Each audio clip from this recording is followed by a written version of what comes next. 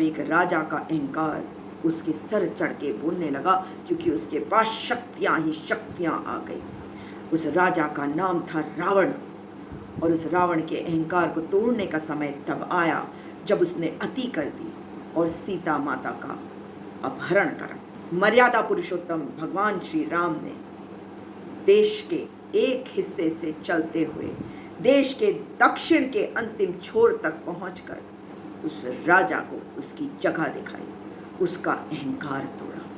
अहंकार टूटता है उसी रास्ते पर, उसी अंतिम छोर से, कन्याकुमारी से चलते हुए कश्मीर तक गए राहुल गांधी, लोगों को जोड़ते हुए, दिलों को जोड़ते हुए, दलों को जोड़ते हुए, लोगों को समझते हुए, उनके दर्द को साझा करते हुए। और जितने लोग उनके साथ आए उन लोगों को या तो कोई दर्द था या वो दर्द को समझ रहे थे और उन्हें तकलीफ थी लोगों के दर्द से, और बना इंडिया अलायंस। मणिपुर जब जल रहा था तब कहीं पर चुनाव हो रहे थे, मगर लोग देख रहे थे।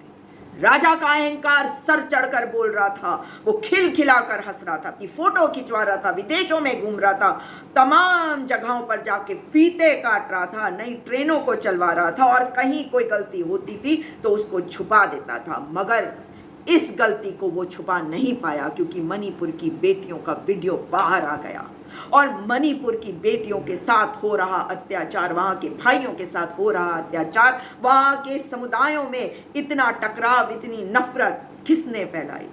इसी राजा ने, क्योंकि वो जानता है कि डिवाइड एंड रूल करना है।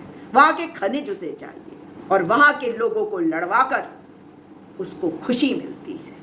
मगर राजा जब सदन में हंसा तब ये पूरा देश रोया, क्योंकि मणिपुर रो रहा था। मणिपुर के साथ खड़े होकर पूरा देश रोया, और पूरे देश ने उस राजा को जोर जोर से अपने अहंकारी हंसी को हंसते हुए देखा, हा हा हा करते हुए देखा। अपने दरबारियों को इशारा करता था और वो हंसने लगते थे।